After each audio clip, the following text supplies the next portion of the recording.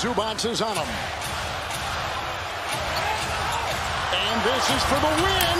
Oh, it's close. They're going to call it. Did he beat the buzzer? Did Gordon beat the buzzer? They're going to take a look at it. But the official, Sean Wright, signaled it was good. Now it was called good on the floor. I think it's good. I think it stands. Gordon coming in. They did not block him out. I think this stands. The ball was deemed to get out of Gordon's hands right before the LED light. This is a successful basket. The game is over. The Nuggets have won. And the series is tied at 2. But he's a veteran taking it out. Middleton guarded by Butler down there. Dudley up top. Oh, Bayless got a clean catch. Milwaukee wins it.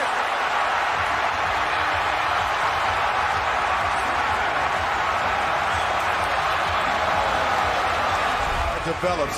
You can see the back door. Everybody's looking for Chris Middleton. And Derrick Rose fell asleep and didn't give credit to Jared Dudley. This is over Joakim Noah. Great pass, great location, great finish by Jared Bayless. And you saw J. Kidd walking off. He's so excited and happy because that's a play he had in his pocket, his back pocket, and they ran to perfection. One of the greatest point guards of all time. Green on Paul. And he got it! 1 second left. Clippers by 2. This is my house. If you're a San Antonio fan, what two better defenders could you have than Green and Duncan? Right there, the presence of mind to gather his step. You see he's limping. He's hurt. He can't even explode off of that leg, but he does. Wheels the ball in. Chris Paul. Looking. Finds Rose. Rose trying to get open. Fires away. Bang! It's over! The Bulls win at the buzzer! And I just gotta thank my teammates, man. They give me so much energy. They give me so much confidence, man. They give me the ball when I need it. And they live with me. They live with my mistakes. I'm fortunate, very fortunate. I know it was fucking... Beal against Bazemore. Here comes Pierce with 5 seconds left. Pierce with 3. Pierce with 2. Pierce fall away at the horn. It's good! Paul Pierce does it again as the Wizards win it. 103-101. The ball in my sweet spot. And I just wanted to make sure we got the last shot with no time on the clock. I was able to get it off. I saw you looking at Bradley Beal like I thought it might be for him. Were you telling him to give you some space or what? Yeah, I was just telling him to get out. I had a small guy on me. James for the win. It's good. LeBron James at the buzzer. Stuns the Chicago Bulls, and the series is tied at 2 games apiece. Like you said, you were in that position, shouldn't have been in that position in the first place. What happened on the inbound when you were called for the offensive foul? I just tried to split a double team. I thought Dunleavy took a little bit of a dive on the floor. The timeout. 5 seconds left. Joe Johnson with 4. Johnson with 2. Drives in. Puts it up. Gets the bounce at the gun. And the Jazz win game 1. ISO Joe. Jamal Crawford on Joe Johnson. He takes his time. Gets into the paint. That's a tough shot. And sometimes you got to get a little lucky for those shots to roll in. And with 3 seconds left, Cleveland triggers in. James, 2 seconds, 1 second for the win. Oh! LeBron James delivers. That's a winner in Cleveland.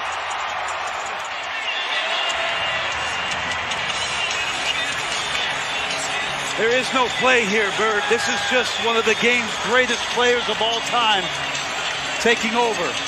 LeBron, been inside the paint all night long. 3 seconds to go. The pull-up, the 3, and the celebration on in here in Cleveland as they take the 3-2 lead.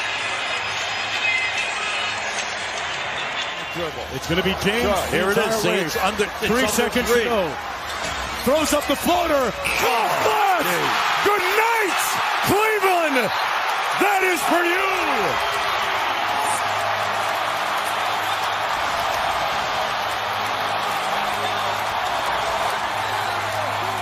I keep an eye on this now. Now, once LeBron comes up on that left side, watch how he changes in the air and gets it off the glass. In plenty of time. Now that was some play. He hasn't taken any off-balance shot. Now as he goes up in the air, he banks the ball and plays it right off the glass. Another moment indelibly etched in time for the Cleveland Cavaliers and LeBron James. Another iconic moment. Lillard, long-range three, and it's good! At the buzzer! Damian Lillard! Foot dagger. Oh, my goodness. Look at that shot. You got to be aware of the inbounder here if you're Philly. It's off to Leonard, defended by Simmons. Is this the dagger?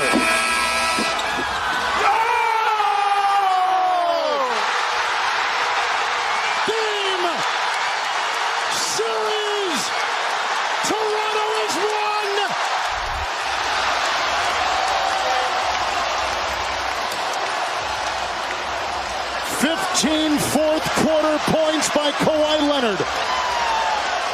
And the game winner, 41 points.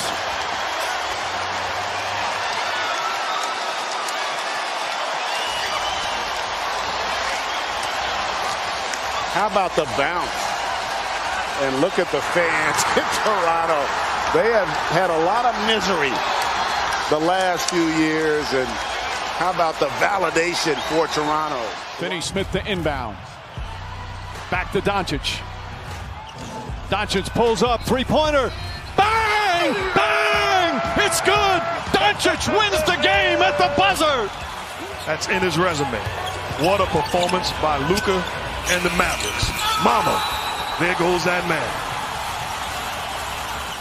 Marcus Smart's going to stay up high, taking anybody coming to the ball. Series on the line. Anunoby got it off, and it goes! Did it count is the question. OG Anunoby buries a triple at the buzzer. Just an absolutely great pass. Field goal. Kyle Lowry over the top. Gasol just screened in enough. That ball's gone, I think. That's a game winner. In and a great winner. Great shot by OG Anunoby, but an incredible pass by Kyle Lowry over Taco Fall. Trying to disrupt Rondo. He puts it in. Here's Davis, 4-3 in the win. Oh, it's good! Anthony Davis has won it for the Lakers.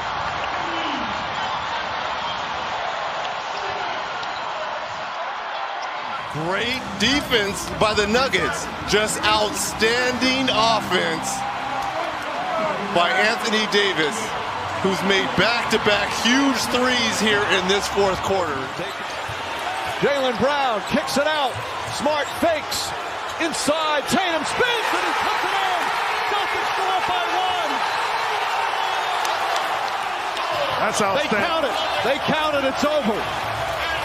Let's look at the possession. He could very well elevate here. Realizes he has the time, is patient, gets into the seams, delivers the on-point pass to Tatum, and he gets it off in the nick of time. And when you close there, it's easy to say, but you got to close under control. And Tatum finishes with 31 by mistake, saying waving it off. They were wanting to make sure that came before was so close to the final buzzer. It's off to Smart for the seventh game. Can have been tipped in, but the buzzer sounded. The light was on. It'll be reviewed. Down 3-0 to force a game 7. And the first one of those teams to get a shot to complete it at home. The other 3 were on the road. White got it. Game-winning basket. White finishes with 11. Let's go to Allie LaForce. 2 seconds, the game clock and the shot clock. Worst case scenario, we're going to overtime. Jokic a screen. Murray to try to break the tie. No timeout by the Lakers. They got to go. James, a bump, a feed, a Prince shot. No! Zero's on the clock.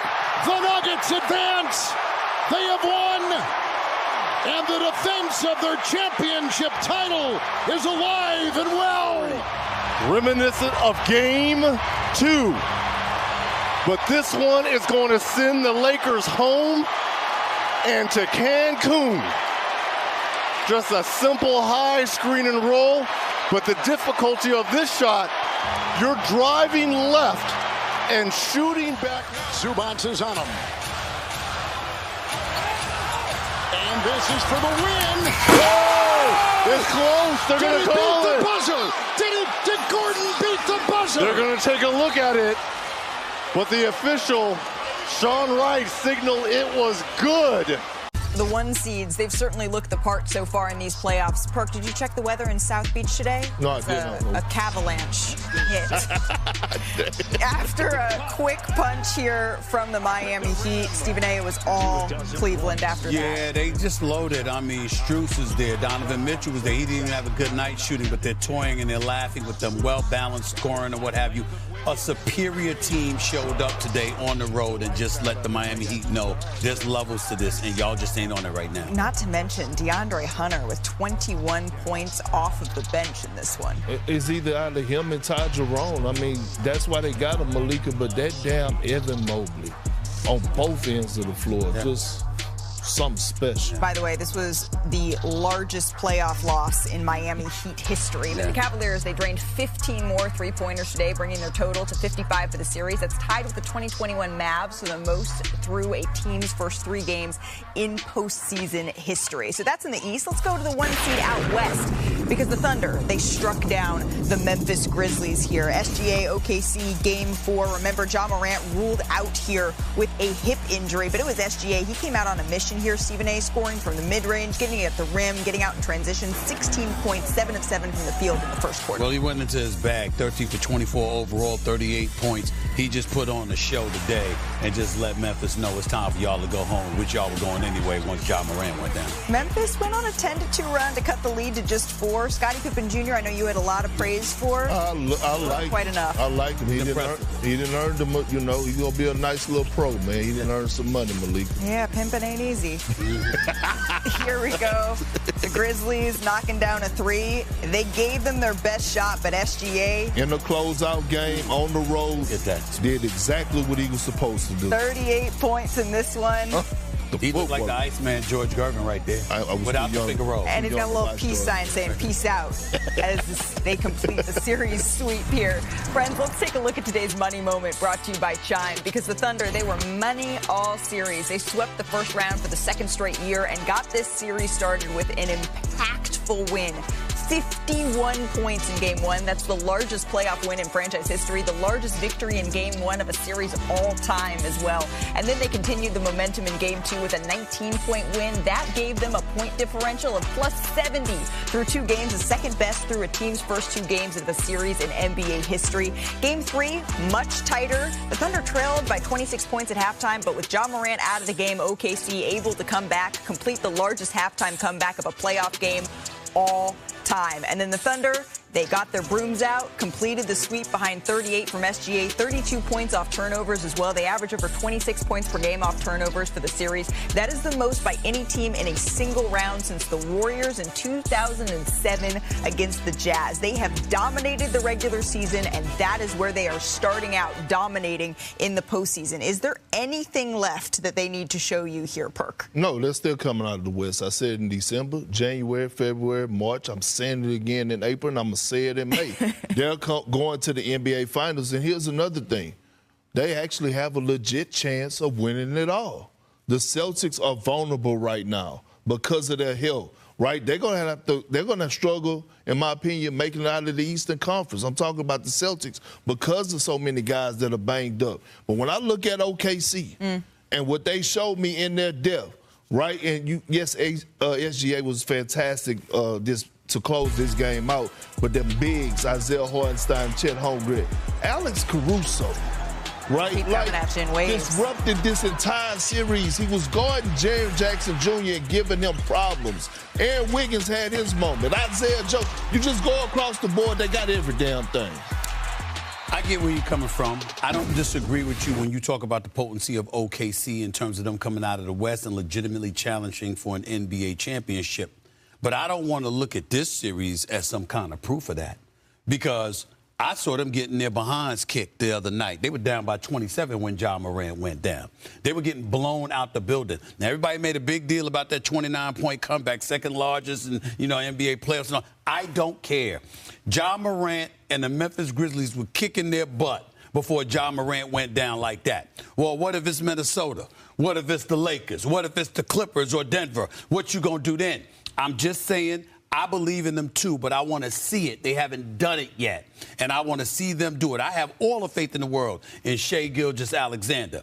Everybody else can ball, but I need to see them do it when it counts. Well, they kind of have done it in every sort of way. They had to come back down big. They got up big. They had to defend it, win tight games. Even in this first-round series, they get to do all that. And now they get a little bit of rest here, Stephen A., while the Clippers and the Nuggets continue to beat up on each other because, at least where it stands right now, it looks like the series is going in. Well, sometimes when you're young, that works against you, when it disrupts your flow because you are flowing. So we got to pay attention to that, too. No, it ain't. Look, they was resting, and we saw what happened in Game 1 to the Memphis Grizzlies. They made history on it. Very true.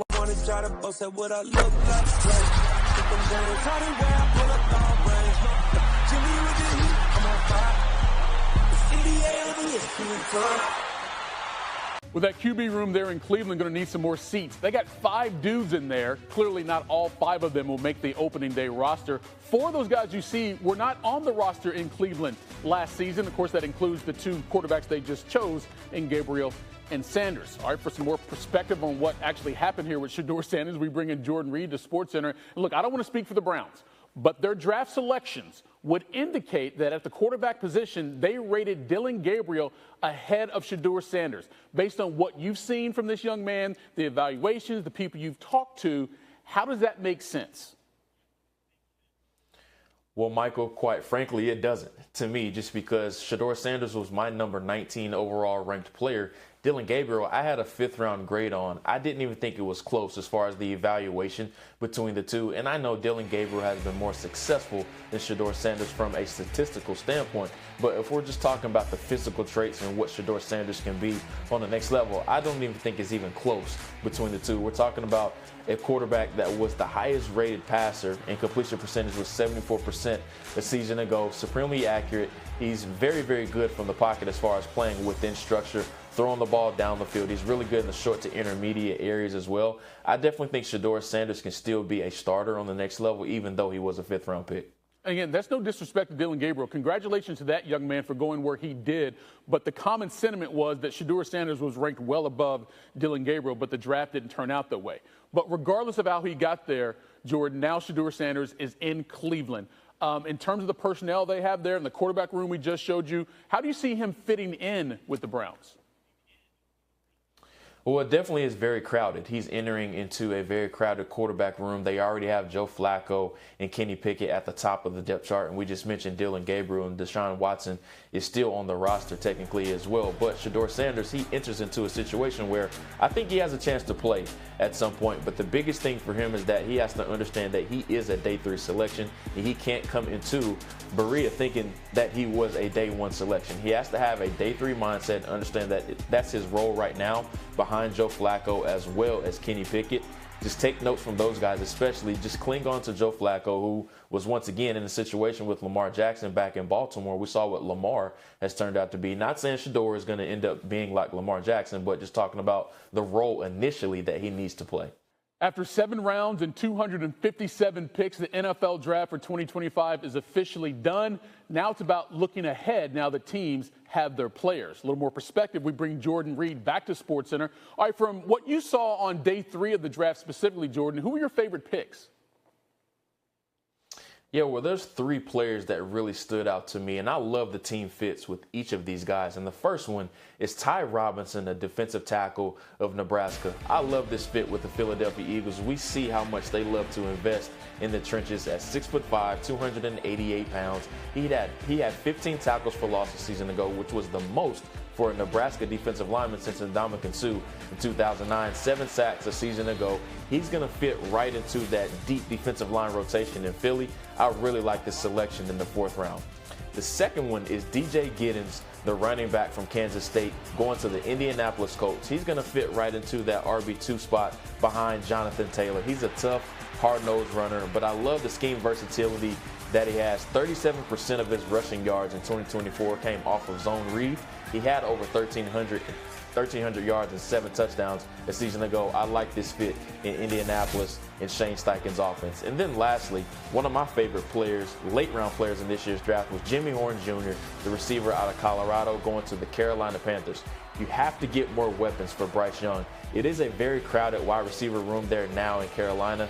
They spent the first-round pick on Tedoroa McMillan, taking him 8th overall. But I like this selection just because he rounds out your wide receiver core, but also he's going to give you kick return and also punt return value. So he's going to have to be a specialist early on.